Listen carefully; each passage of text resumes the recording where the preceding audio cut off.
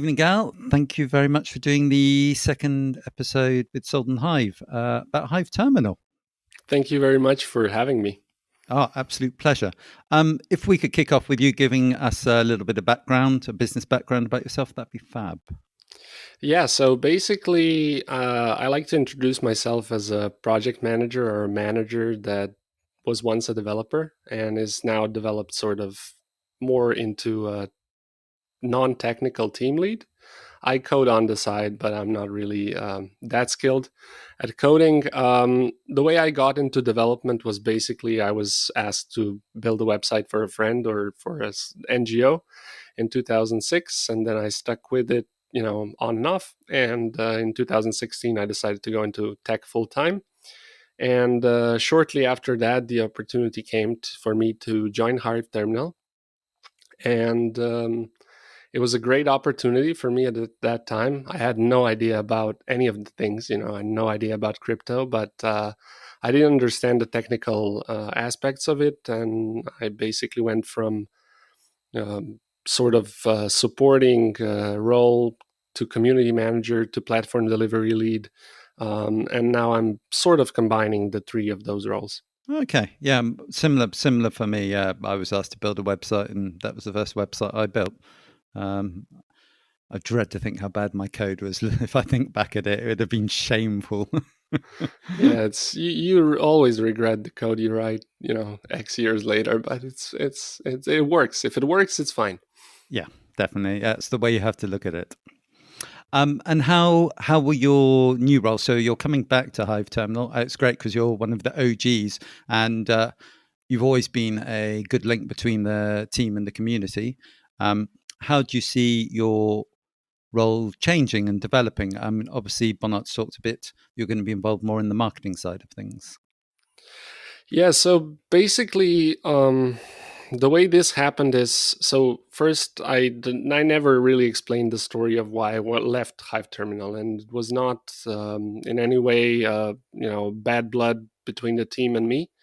It was just sort of a personal situation or a personal frustration of mine that sort of developed over time, in feeling that I don't have enough power to change certain things. Um, and not really make an impact in a way that I wanted to make an impact.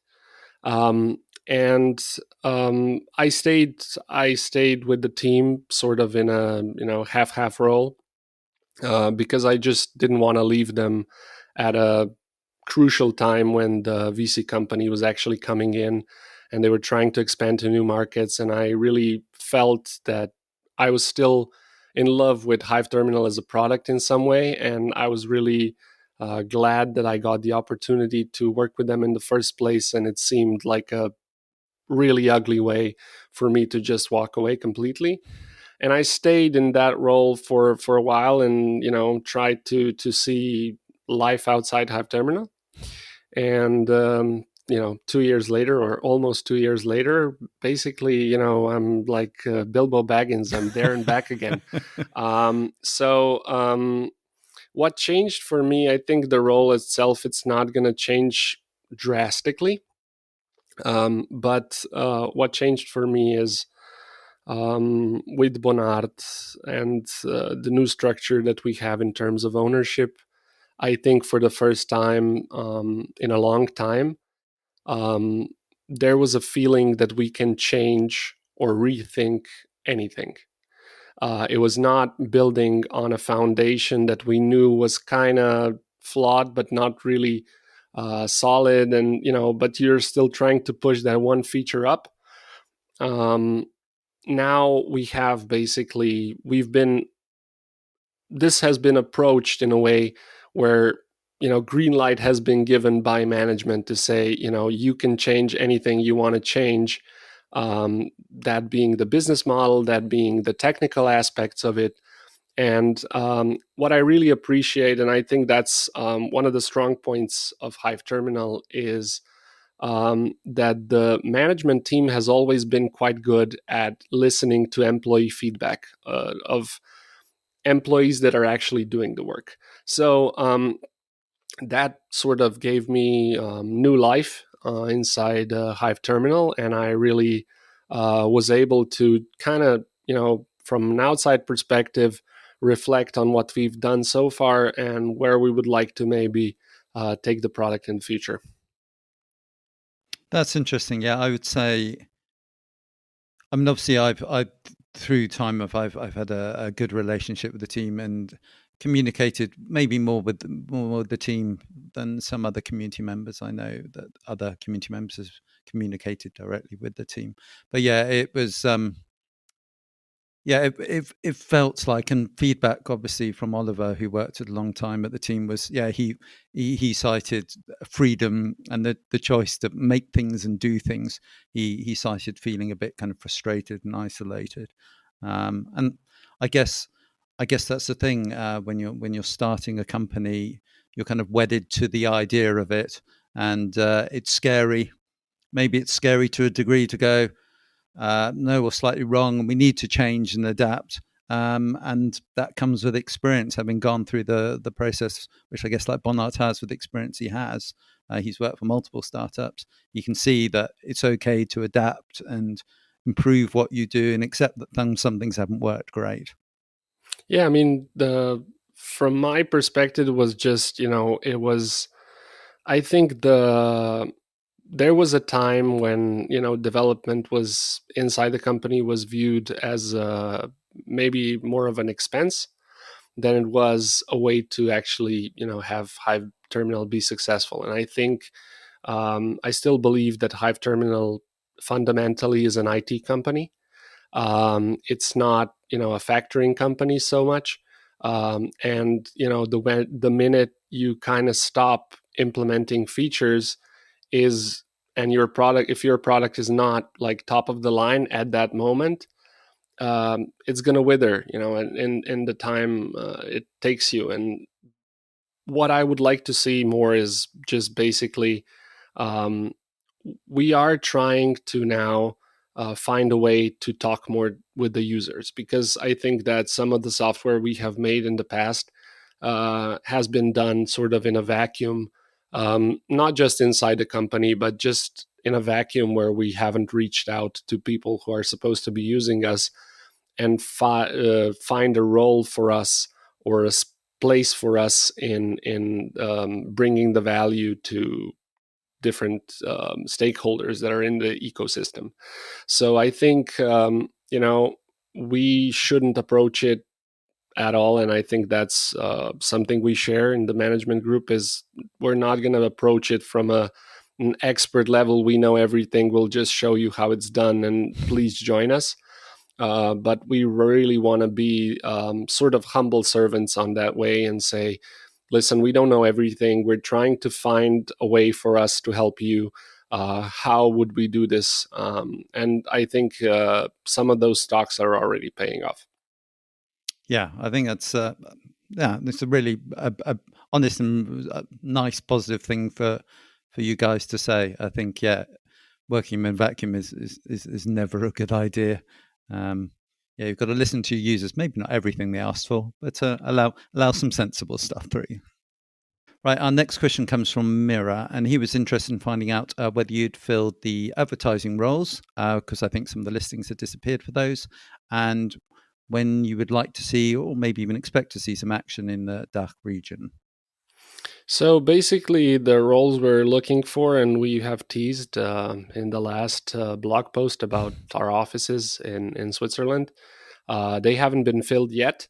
But we are in the recruiting process, and we're trying to really find people who are going to fit in what we're trying to do. In terms of DACH, we have a technical solution that works. It's not ideal technical solution, but it's a workable technical solution that we can use to basically enter the market. So some of the stuff is not going to be fully up to, let's say, the standard we have set in Slovenia. So maybe some of the stuff we will have at a slightly, more startup MVP approach until we really find our place in DACH. But we are confident that early Q1 2022, we can actually show some results and what we've been working on. Yeah, and obviously today, some keen-eyed member of the community spotted some as yet unreleased stuff. So we look to find out more about that next week. Yeah, we will shortly announce. So basically, we are trying also on that side, on the communications and marketing side, we're trying to find a better product market fit. So we are currently, I can already say that we are redoing the website, and we may tweak additionally the branding side of things to better fulfill the image, the sort of the business part of the company would like to see, and it would be easier for them to have more doors open to them and more opportunities available for the whole company as such. Brilliant, thank you. Our next question comes from Matt032, and he would like to know how the conversation with enterprise clients going, and if there's anything you can say about that. I mean, always there's a good chance we say good, but since this is a community podcast and we try to be polite, I'll expand on the good. So, what we've had contact already with some of the test DACH customers on the enterprise side. And we've gotten some feedback that allowed us basically, or made us really look hard at the business model we have implemented for Slovenia. Our board actually had a meeting in the new offices in Zug last week, and they really brought some changes to how we want to do our business model in the future. It's not so much changing on the investor side, although it has a few candies along the way. It is changing a little bit on the other side, on the invoice seller side, and the aim, of course, is to provide the best possible experience. So also on the enterprise side and on the SME side, we are reworking the business model as we speak. And we'll be able probably in the next week to actually have a more complete picture of it, and then just put it out as a blog post where it's kind of out in the open what we're trying to do. Okay, that's good. And are those enterprise companies you've been talking to beyond kind of the VC's immediate network? It's wider than that. Yeah, I'm not sure exactly who. I mean, and we haven't done a technical discussion with them. They've done a business discussion with them.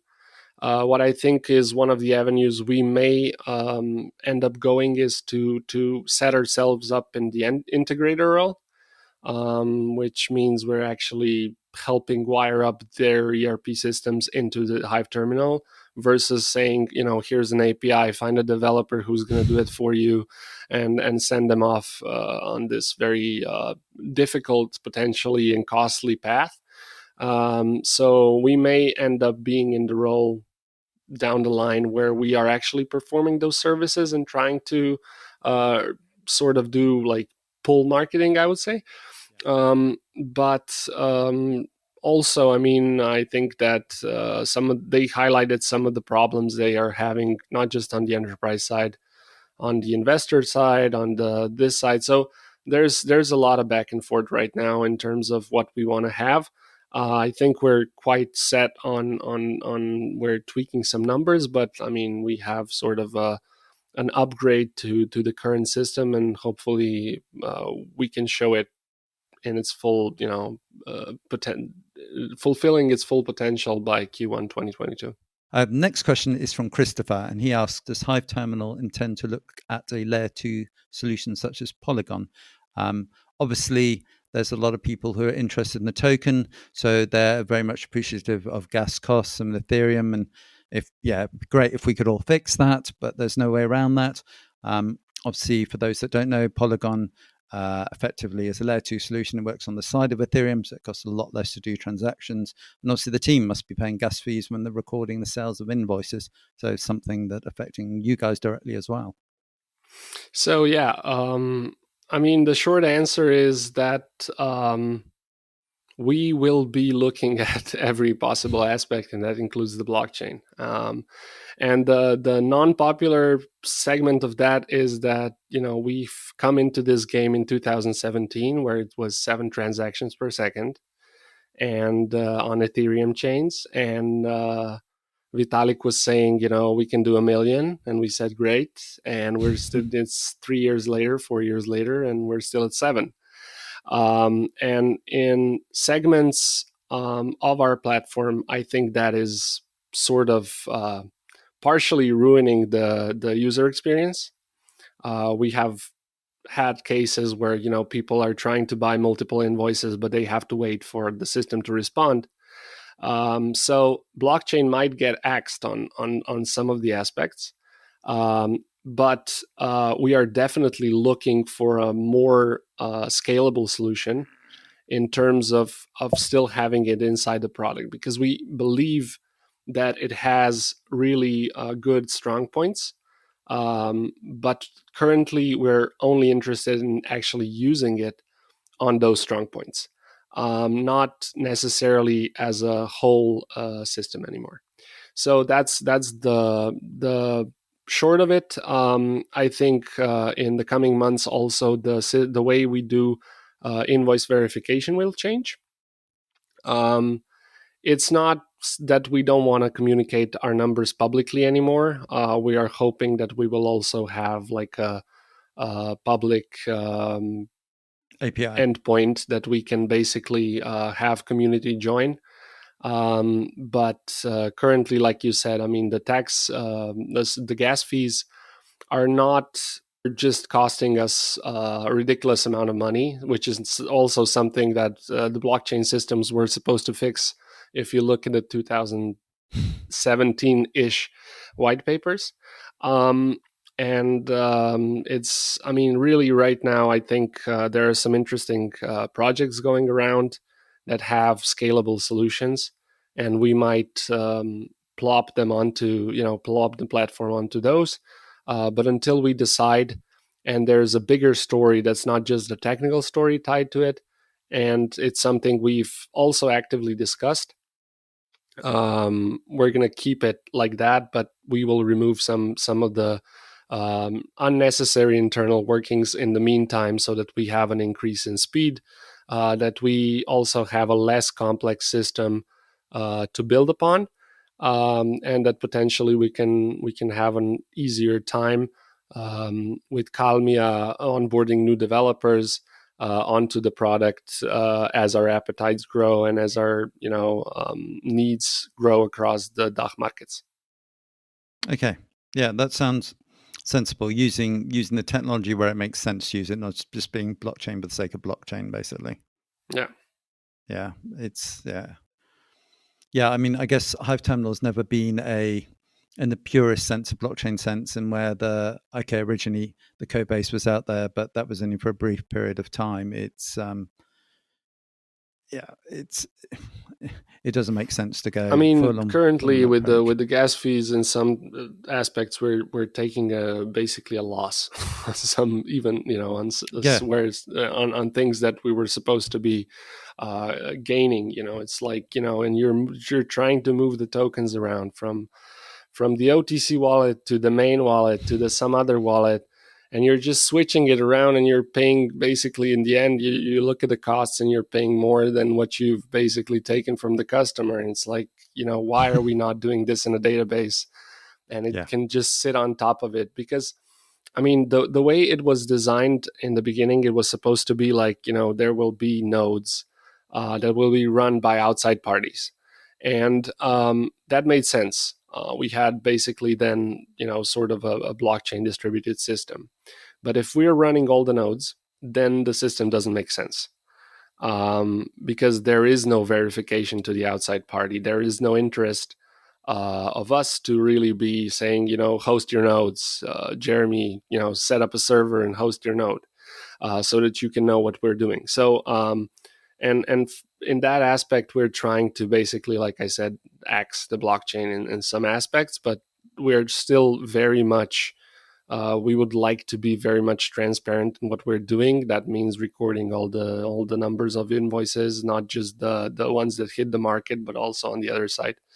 But have a system where people can still access it in a public way, and it's basically that third party then handles the sort of authenticity of the data, and verifies that this is actually just recorded as the system provided it.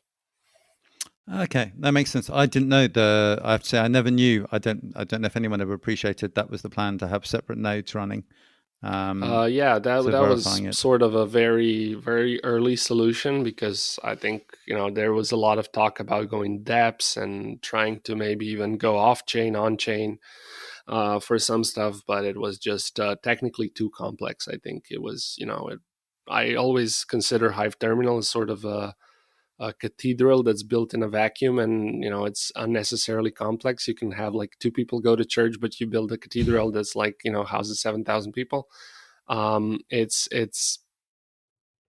it should take some cutting, and it's gonna, we're trying to trim the fat, because also, on the other hand, we are looking at potentially partnering up with somebody for the white label solutions, and everybody's like, you know I don't really need the blockchain. How much do you need to remove it? And it's like, currently a lot. And if it's an integral part of the system, it's also blocking some of the stuff, and they would have to run different nodes than just running a regular server and being able to offer services to whatever customer base that we're currently not equipped to handle, or we're not, they're in a faraway market that we have no intention of entering for the next 10-15 years. And so, yeah, we're trying to axe some of those so that we are not dealing with them on a day-to-day basis anymore.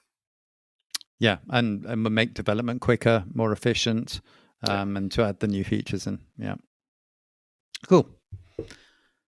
Next question comes from Andreas, and he asks, could you provide some detail about the planned advertising and promotion of Hiveterminal? I know you haven't quite started full-time there again. It's a bit of an ask, but if you have any kind of inkling, and also, interestingly, kind of what you've learned from the work you did in Slovenia as well, if there was kind of any learning that came out of that in terms of promoting and recruiting companies. I mean, so currently, it's the advertising part is definitely focused more on Germany, or will be. It's in Slovenia. Yes, we would like to bring the companies that were partnering with us back, but at the moment, we're still in and out of lockdowns, so it's. Uh, we're really focusing our efforts now on the new market that we have entered, and we see a lot of potential there. As part of that market entry strategy, of course, everything is again, we're open to really push the advertising angle. Also on the social media side, on the community side, trying to stay in touch, trying to be a better communicator, in terms of being more transparent and bringing you more of a day-to-day action. The crypto side, we would like to still push a little bit, because it's been, on and off neglected. But I mean, primary for us is entry into the DACH market with real customers that we can show off. And that will probably include our own networks. That will include the network of our VC company, that will include Bonart's network. And we will sort of build on that, on their not just feedback, but also trying to see how those pitches, or one-to-one meetings and so on, which strategies work and which don't. I don't see like a mass strategy at the moment, but definitely down the line, we may go for a more mass market approach. Yeah, that makes sense. From the community side, it's just about the podcasts are great, as I said to Bonnard. That's a brilliant step forward. That's a massive improvement on what the kind of we had before. Yeah, from the community side, it's just the regular contact, I guess. Yeah, sure. and it's great to see Bernard and you actually much more active in the official community channel and actually answering questions and engaging with the community. And that's please keep that up. That's We great will. to We will just for to sure. see a thank you for the suggestion type things that Bonnart's great at doing, and going in is it's just Yeah. polite. So excellent, thank you. Be Okay. the Ted Lasso of the community. is the Bonnard's official role in the official channel. We should get him a T-shirt. Yeah, believe HVN. Oh, you're in marketing. Make it happen. Our final question comes from I'm not going to pronounce his name. I think it's Okjokull. Sorry, Okjokull, if that's wrong. We'll go with O. And he says, as a business, how do you measure your success? What are your kind of your metrics, KPIs, or do you not particularly focus on that? Are you more kind of ethereal than that at the moment? No, I mean, it's so with the changes in the business model that we're bringing up, I mean, all the old measurement systems that we sort of had went out the window. Currently, we're in the expansion phase. So I think we're really trying to focus in sort of a numbers game. We're trying to bring more people in into whether that's the community, whether that's to be users on our platform, just basically, make our ecosystem and our reach sort of bigger and the awareness for the brand. As we go on, I think there's going to be a lot of changes in terms of how we measure that. So, necessarily, we've already once gone through a phase where we were really focused on the numbers. And then we realized that basically we also need to really look at what those numbers are. And I think that customer lifetime value is something we will go into at a later point, really making sure that the credibility of all actors on the platform is high. That is also something that we're actively going to be working on once this sort of push goes out. But in the position we're in currently, where we're entering a new market as this teeny tiny company from a teeny tiny market, we really have to show the numbers. And I think it's good when you can basically walk into a market and still say, we had more than 4,200 registered companies in this teeny tiny market of Slovenia, which is it's quite a percentage of the all the companies in Slovenia. So we are trying to, of course, show that we are a credible partner, and then in that vein, we will also hopefully, as we go along, show that credibility on our platform is very, very important.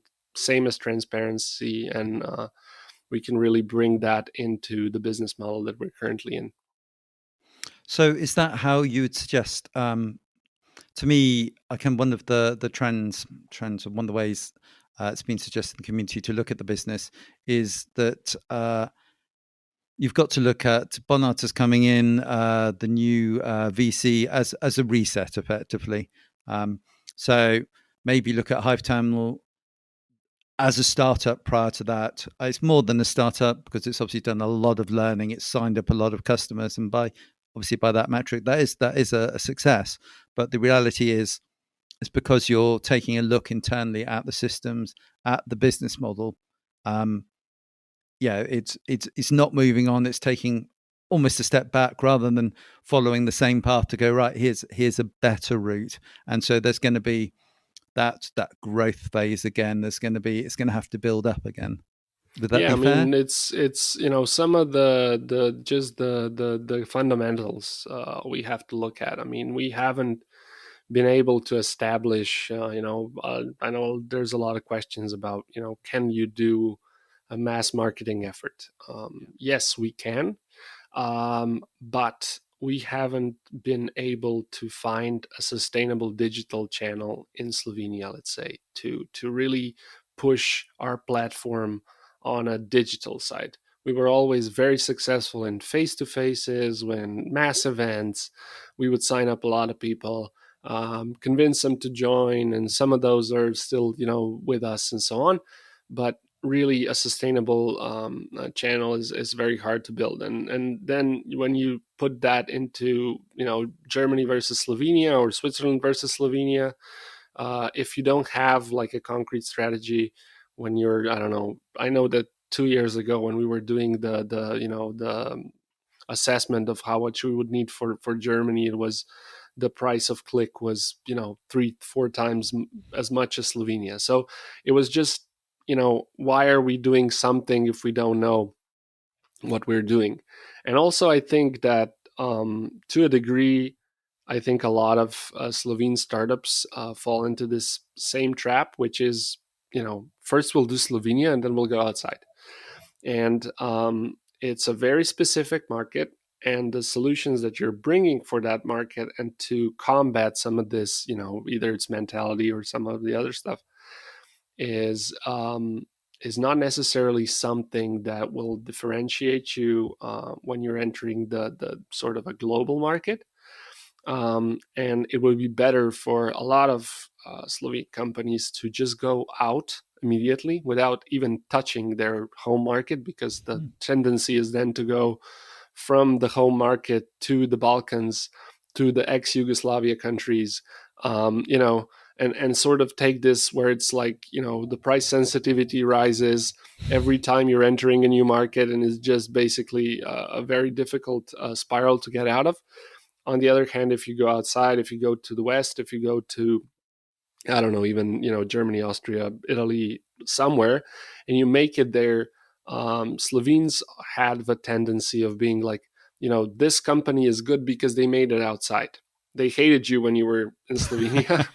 Really, like, it's terrible. Why nobody's gonna buy this, But if you make it outside, they're like, oh, but they've really hit it, the foreign people say it's good, so it's probably good.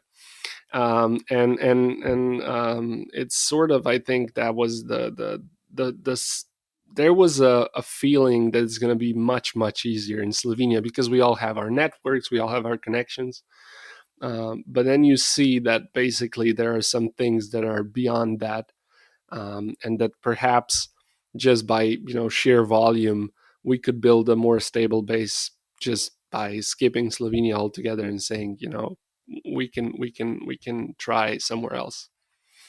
Okay, that's interesting. Kind of the different cultural perspective.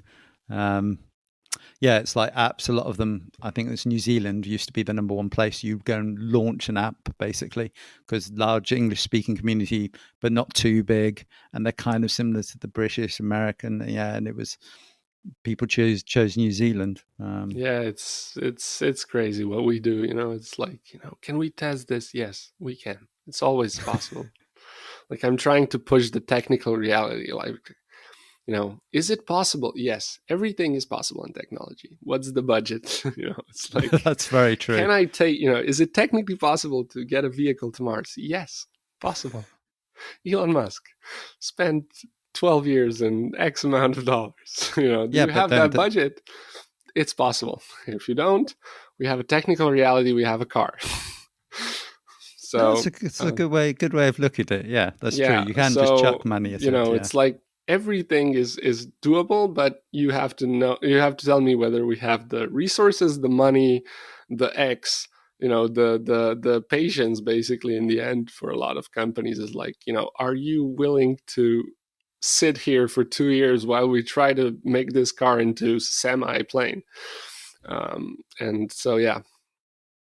Excellent. Well, I'm glad to hear that, like Elon, we're aiming for the stars. That's good to hear. That's how I'm Yeah, I interpreting that. mean, yeah, it's like, or release the waste in space, but who knows? So, oh, that metaphor, Elon metaphors can always go two ways. It's like, the guy is just different. He's unique, definitely unique. Yeah, and not always in a good way. I mean, I think I read his biography, and some of the stuff he says is like, wow.